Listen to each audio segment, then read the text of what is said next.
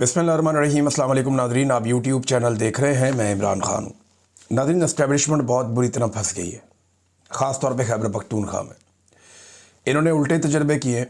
सियासत का इन्हें अंदाज़ा कोई नहीं है, मईशत का इन्हें कुछ पता नहीं है, एडमिनिस्ट्रेशन का इनको आइडिया नहीं है, दुनिया ख़ारजी ताल्लुकात में कहाँ से कहाँ निकल गई, और ये अपनी ज़ात के फ़ायदे के लिए पाकिस्तान को नीचे से नीचे ले जा रहे हैं। और अब एस्टेब्लिशमेंट बहुत बुरी तरह फंस गई है। इस जगह पे एस्टेब्लिशमेंट को रेस्क्यू करना पड़ेगा, और मौजूदा जो पॉलिटिकल पार्टीज़ हैं उनके अंदर जिनको हुकूमत में बिठाया हुआ है उनमें ये काबिलियत ही नहीं है, और आवाम का उन पर एतमाद भी नहीं है। मिसाल के तौर पे एस्टेब्लिशमेंट अब ये लाइन ले चुकी है कि हम खैबर पख्तूनख्वा में इमरान खान का नामजद करदा वज़ीर आला सुहेल अफरीदी वो नहीं बनने देंगे।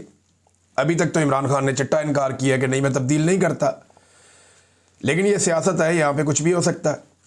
मुमकिन है कल को इमरान खान साहब कोई और फैसला दें, लेकिन सुहेल अफरीदी की हमायत में पाकिस्तान तहरीक-ए-इंसाफ में इजाफा होता जा रहा है। वो वहाँ पे काफ़ी तगड़ा हो गया। अब देखना ये है कि पीटीआई या इमरान खान साहब अपना फैसला बदलते हैं या एस्टेब्लिशमेंट मज़ीद फंस जाती है, क्योंकि DGISPR ने बड़ा वाज़े कहा कि वो नहीं बनने देंगे। देखिए, दूसरे अल्फाज तो यही है कि सुहेल अफरीदी को हम नहीं बनने देंगे। भाई, जितने टाउट्स हैं वो इसी बारे में खबरें दे रहे हैं। एक टाउट ने तो यहाँ तक खबर दे दी कि जनाब कोई एस्टेब्लिशमेंट को पेपर मिल गए, उनसे साबित हो गया कि जनाब ये जो सुहेल अफरीदी है ये कोई रॉ का एजेंट है और फिडेमुत ताड़ी रिपोर्टिंग दे होते। ये थोड़ा सा इन्वेस्टिगेट कर लो, चीज़ों को देख लो, वो बंदा कौन है।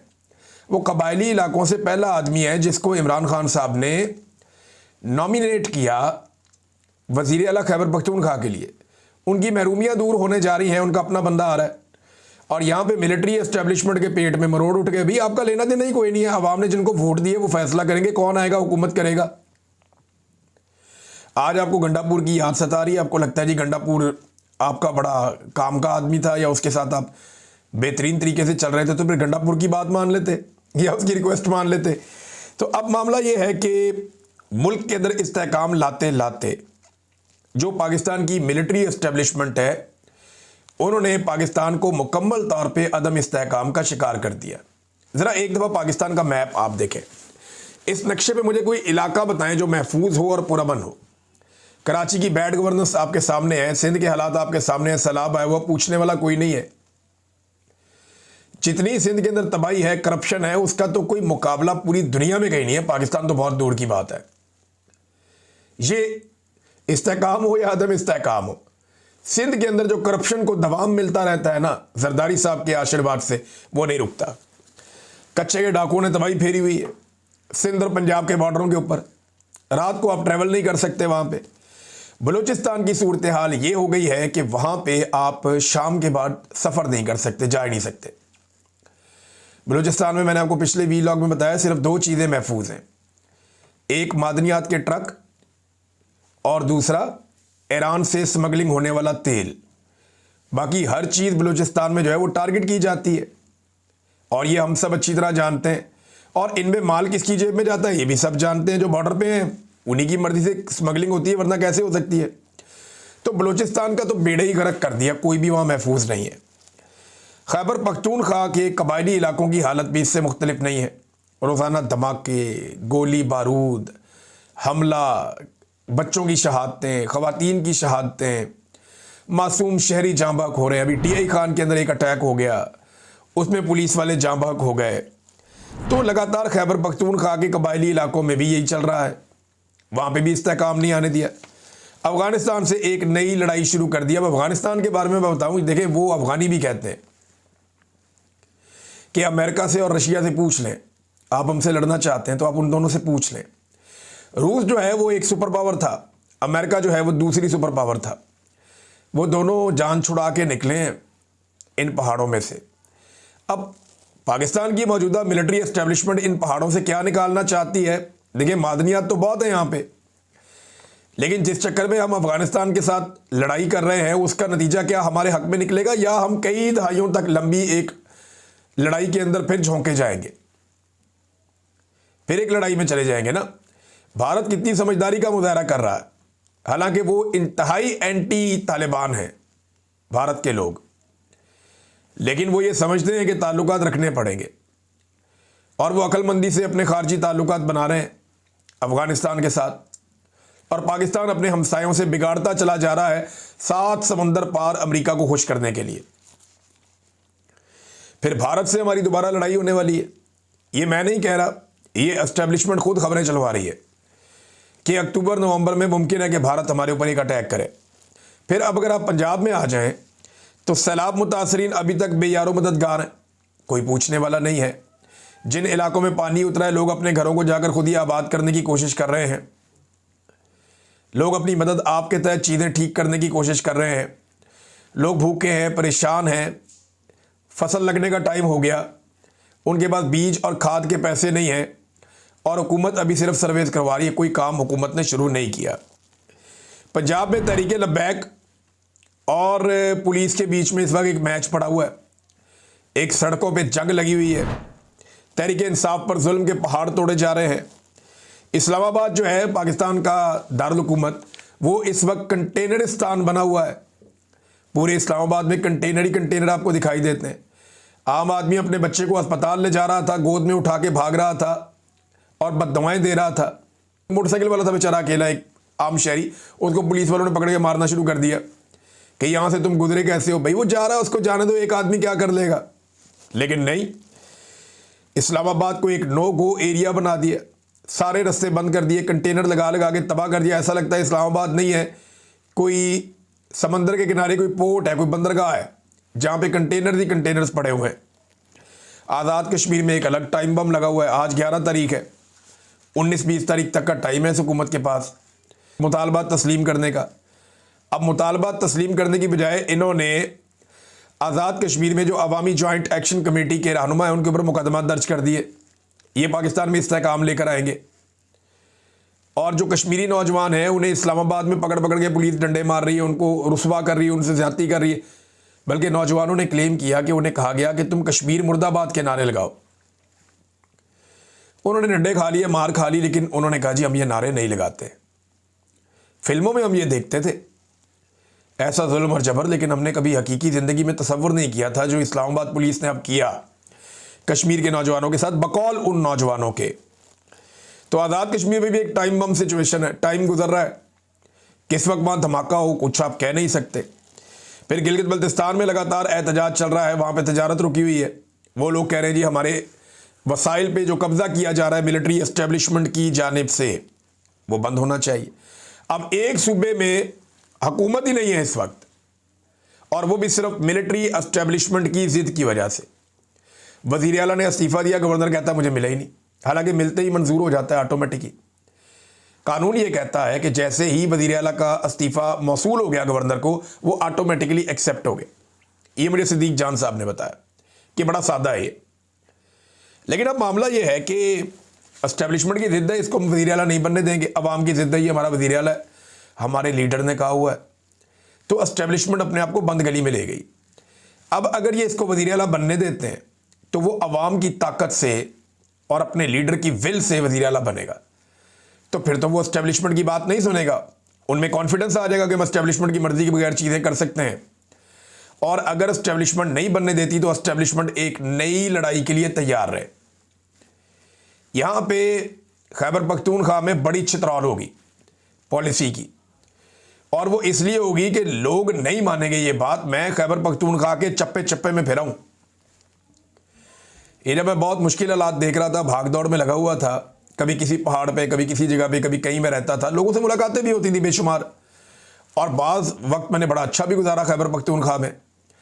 तो गुज़िश्ता 1 साल, जब मैं इससे पहले मैं खैबर पख्तूनख्वा में रहा लगभग 1 साल तक, तो मैं लोगों से पूछता रहा, और मुझे 99% नहीं 100% लोग एक बात पे कायल थे, चाहे वो ANP के, चाहे फजलुर रहमान के, चाहे जमात इस्लामी के, चाहे PTI के। जितने ग्राउंड के ऊपर लोग हैं वो सारे के सारे नफरत करते हैं मिलिट्री ऑपरेशन से। वो सब कहते हैं जी मिलिट्री ऑपरेशन हम नहीं होने देंगे, मिलिट्री ऑपरेशन के वो खिलाफ है। कोई इमरान खान के खिलाफ है, कोई फजलुर रहमान के खिलाफ है, कोई ANP के खिलाफ है, कोई ML वली खान के खिलाफ है। वो मुखालफतें अपनी जगह पे, लेकिन मिलिट्री एस्टेब्लिशमेंट का जो मिलिट्री ऑपरेशन होता है सारे के सारे उसके खिलाफ थे। और उसका जो रीज़न है ना सादा, वो ये है कि ये तमाम लोग ये समझते हैं कि ये जो मिलिट्री ऑपरेशन होता है ये वफाक की एक माशी पॉलिसी होती है, जिसमें वो पैसा वैसा बनाने के लिए हमारे इलाके में ऑपरेशन करवा देते हैं और इसके अंदर हमारा बहुत नुकसान हो जाता है। ये वो लोग बार बार कहते हैं। ये बात बड़ी वाज़ेह है कि खैबर पख्तूनख्वा के लोग दहशतगर्दी के खिलाफ हैं और दहशतगर्दी से तंग भी हैं, ये बात बिल्कुल ठीक है। मगर वो मिलिट्री ऑपरेशन को अब वफाक की एक माशी पॉलिसी के तौर पे देखते हैं, क्योंकि हज़ारों ऑपरेशंस के बावजूद आज तक खैबर पख्तूनख्वा के उन इलाकों में या पाकिस्तान में अमन नहीं आ सका, अमन वहां करीब भी नहीं आ सका। बल्कि जब जब ऑपरेशंस किए जाते हैं उस दौरान में बदअमनी बढ़ती चली जाती है। तहरीक लब्बैक सड़कों पे है, वो मामले पे मैं आता हूँ, लेकिन उससे पहले वज़ीर दिफा ने एतराफ़ कर लिया एक टीवी टॉक शो में कि तहरीक तालिबान लाने, जो टीटीपी वाले लोग हैं उनको वापस लाने की जो पॉलिसी है और जो प्रपोज़ल है वो जनरल बाजवा की थी। और जनरल बाजवा की दो प्रपोज़ल थी। एक वो तहरीक तालिबान को पाकिस्तान में लाना चाहता था, दहशतगर्दों को, और दूसरा वो पीडीएम को हुकूमत में लाना चाहता था। दो चीज़ें लेकर आया इस मुल्क पे जनरल बाजवा, जो उसने इस मुल्क पे एहसान किया। नंबर एक, जनरल बाजवा दहशतगर्दों को लेकर आया पाकिस्तान में, ये उसकी पॉलिसी थी, जिसके खिलाफ पाकिस्तान तहरीक इंसाफ के लोगों ने फैसला दे दिया। इमरान खान साहब ने ये मुकदमा रखा कौम के सामने, तहरीक इंसाफ के सामने भी रखा कि ये प्रपोजल है मिलिट्री एस्टेब्लिशमेंट की और ये चीज़ आई है, लेकिन तय हुआ कि इसको बैठ के पार्लिमानी तरीके से करेंगे, जमहूरी तरीके से। तो जमहूरी तरीके से इसको रिजेक्ट कर दिया गया अवामी मुंतखब नुमाइंदों की जानिब से, लिहाजा पॉलिसी होगी फारिग। तो जनरल बाजवा ने, एक तो जनरल बाजवा लेकर आए दहशतगर्दों को पाकिस्तान में, ये उनका एहसान है इस मुल्क पे। दूसरा, माशी दहशतगर्दों को भी जनरल बाजवा पाकिस्तान में लेकर आए, जिनको आज इक्तदार में बिठाया हुआ है। अब इंटरेस्टिंग बात यह है कि ये दोनों तरह के दहशतगर्द जो हैं, चाहे बंदूक वाले दहशतगर्द, चाहे मईशत वाले दहशतगर्द, इन दोनों को सहूलतकारी दी गई बाकायदा जनरल बाजवा के जाने के बाद भी। और पाकिस्तान तहरीक इंसाफ या पासून के नौजवान या कबायली इलाकों के लोग जरगे कर करके इसके खिलाफ आवाज़ उठाते रहे, शिकायत करते रहे, लेकिन तब कोई नहीं जागा। पहले तालिबान को लाया गया, दहशतगर्दों को ला के उनको बसाया गया, फिर उनको फैलाया गया, फिर उनको इक्विप्ड किया गया, उन्हें ताकतवर बनाया गया, और जब वो ताकतवर बन गए तो अब उनके खिलाफ ऑपरेशन का फैसला किया गया। इस ऑपरेशन में उनका नुकसान नहीं होगा, उनसे ज़्यादा नुकसान पाकिस्तान का होगा। शानदाना गुलजार साहबा का एक ट्वीट है, मैं पढ़ के आपको सुना दूं। वो कहती, कल मैंने बाजवा को खींचा और उसकी गद्दारी और दहशत गर्दों की कहानी सबके सामने रखी। जनरल बाजवा और जनरल फैज को पाकिस्तान की सरजमीन पर दहशत गर्द दोबारा आबाद करने का पोल मैंने और दीगर लोगों ने 10वीं दफ़ा खोला है। नतीजा ये निकला कि आज मेरे कौमी असम्बली के हल्के NA 30 थाना हसन खेल पर फिर हमला करवा दिया गया है। दुनिया के सामने वाज़ेह हो कि मेरा जो हल्का है वो मादनियात से भरा हुआ है। अब मामला मादनियात का है, ये सारे कहते हैं मादनियात का है। खैबर पख्तूनख्वा की हुकूमत कहती है, उनके लोग कहते हैं, उनके MNAs कहते हैं, फजलुर रहमान के लोग कहते हैं, ANP के लोग कहते हैं कि मामला तो मादनियात का है। और मादनियात का जो बिल पास करवाने की एस्टेब्लिशमेंट ने कोशिश की, सबके सब उसके खिलाफ हैं। तो जनरल बाजवा ने ये प्रपोजल दी थी, ख्वाजा आसिफ ने इसका एतराफ़ कर लिया। जबकि DGISPR की पहली वाली कोई जो प्रेस कॉन्फ्रेंसेस थी, और जो एक आधी इंडिया के खिलाफ है उसको आप निकाल दें, बीच में से छोड़ दें। बाकी जो DGISPR की जितनी भी सियासी प्रेस कॉन्फ्रेंसेस हैं, उनमें अगर किसी एक प्रेस कॉन्फ्रेंस की सबसे ज़्यादा दुर्गत बनी है तो वो ये वाली है। नौजवानों ने सबूतों के साथ ऐसी दुर्गत बनाई प्रेस कॉन्फ्रेंस की, और इस प्रेस कॉन्फ्रेंस का वो हाल किया नौजवानों ने और सबूतों के साथ किया कि इसकी दूसरी कोई मिसाल माजी में नहीं मिलती। अब एक सवाल और पैदा होता है, जो पाकिस्तान तहरीक इंसाफ के लोग भी पूछ रहे हैं कि जनाब उसामा बिन लादन और एहसानुल्लाह एहसान, इनकी सहूलतकारी पाकिस्तान में कौन कर रहा था? क्या इनमें से एक बनी गाला में रहता था और दूसरा जमान पार्क में रहता था? किसने इनकी सहूलतकारी की? ब्लैक वाटर को पाकिस्तान कौन लेकर आया? क्या इमरान खान ने तहरीक इंसाफ के दफ्तर में उन्हें छुपाया हुआ था?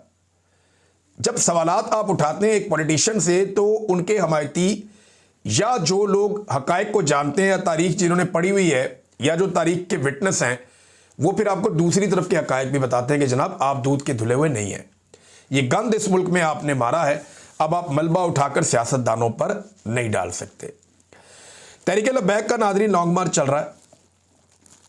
चंद लोग बड़ी जज्बाती बातें कर रहे हैं, लेकिन हकायक मैं आपके सामने रख देता हूं दोनों तरफ के। नंबर एक तो यह है कि 2 साल तक फ़लस्तीनियों के ऊपर जुल्म और जबर के पहाड़ तोड़े गए। तहरीक लब्बैक गायब, कोई बड़ी कार्रवाई नहीं की इन्होंने, आए खाना पूरी की और निकल गए, कुछ नहीं किया इन्होंने तहरीक लब्बैक ने 2 साल तक। अमेरिका बार बार जंगबंदी की करारदादों को वीटो करता रहा, यह अमेरिकन एम्बेसी जाने का इन्होंने कभी ऐलान नहीं किया, कभी नहीं किया। बड़ा जुल्म हुआ, बड़ा जबर हुआ, अस्पतालों पे अटैक हुए, सहाफ़ी कत्ल हो गए, उलमा कत्ल हो गए, ईरान के ऊपर अटैक हो गया, इसराइल ने तबाही फेर दी वहाँ पे, लेकिन ये नहीं बोले तहरीक लब्बैक वाले, उस बीच में चुप रहे। बल्कि इस दौरान वो पाकिस्तान तहरीक इंसाफ पर जो जुल्म और जबर हो रहा था उस पर आवाज़ें कसते रहे और उनको ताने देते रहे। इनकी क़यादत जो है वो मिंबर रसूल के ऊपर बैठ के सल्लल्लाहु अलैहि वसल्लम, गंदी और घटिया जुबान वहाँ पे ये लोग इस्तेमाल करते रहे मिंबर रसूल सल्लल्लाहु अलैहि वसल्लम पे बैठ के, जो जेब नहीं देती किसी भी आलिम को, किसी भी दीन को जानने वाले शख्स को। तो लंबी खामोशी के बाद बड़े अजीब वक्त पर उन्होंने एहतजाज का ऐलान किया, और एहतजाज का ऐलान के लिए फिर कोई 8-10 दिन का टाइम दे दिया कि हम एहतजाज करेंगे फलाने दिन पे। अच्छा, जो ऐलान है ना, ये बात भी हमें ज़हन में रखनी पड़ेगी कि तहरीक लब्बैक ने जो ऐलान किया वो इसराइल के हवाले से जो पॉलिसी है हुकूमत की बदलती हुई, उसके खिलाफ किया। लेकिन ये पॉलिसी आज तो नहीं बदली, ये तो हम आपको 2 साल से बता रहे हैं कि जो भी निकलता है फ़लस्तीन का झंडा उठा के उसको मारते हैं ये लोग। ये पॉलिसी तो बहुत पुरानी बदली हुई थी, शायद तहरीक लब्बैक को पता अब चला, तो उन्होंने उसके खिलाफ एहतजाज करने का फैसला किया। अब एहतजाज करना, पुरअमन एहतजाज करना आईनी और कानूनी हक है, और उन्होंने इसकी परमिशन भी ले ली।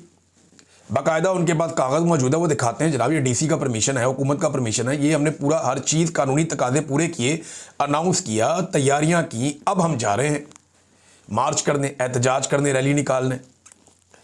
मगर मौजूदा रजीम ने मुज़ाकरात करने की बजाय उनके ऊपर अचानक से हल्ला बोल दिया। ऐसा लगता है कि इस हुकूमत ने या इस रजीम ने यह फैसला किया था कि ये लड़ाई करनी ही करनी है, या ये पहले से तय था कि ये लड़ाई करनी है, क्योंकि इसमें मुज़ाकरात किए जा सकते थे, बातचीत की जा सकती थी।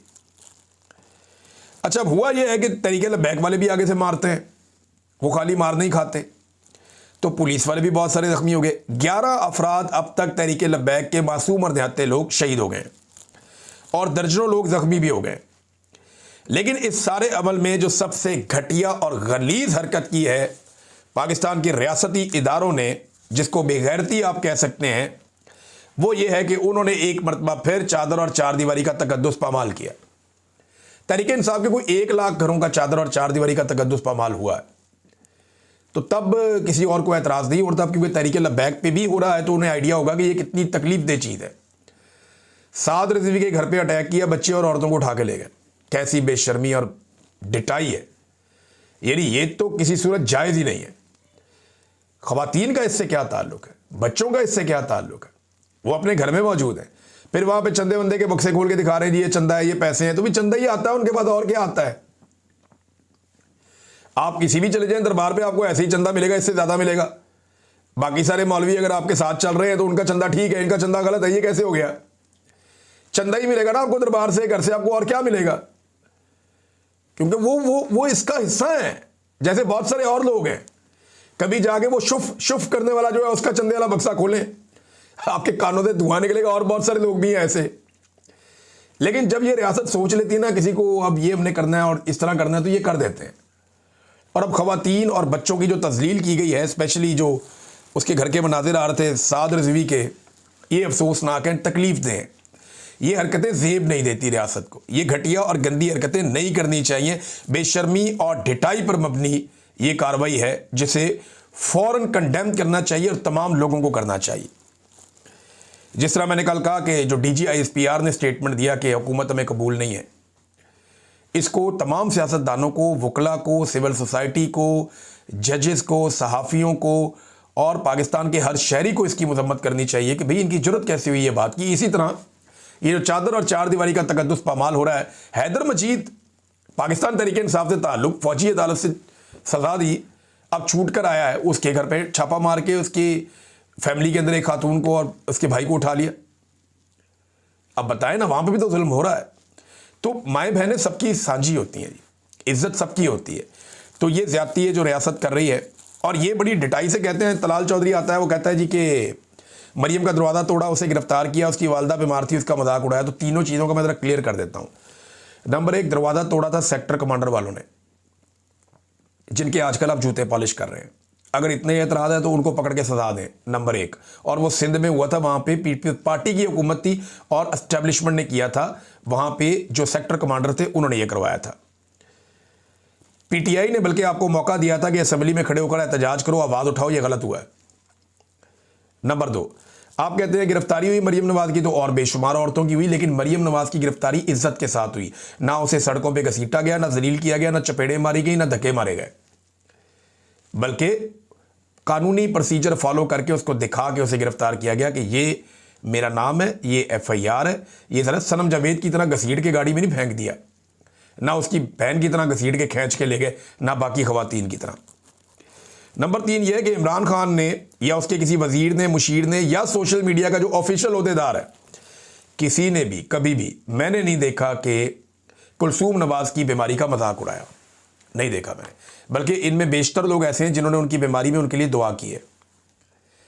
लाश का मजाक अगर किसी ने उड़ाया इस मुल्क में, किसी सीनियर सियासतदान ने, तो वो मरियम नवाज है, जिसने लाश का मजाक उड़ाया, अरशद शरीफ की लाश का।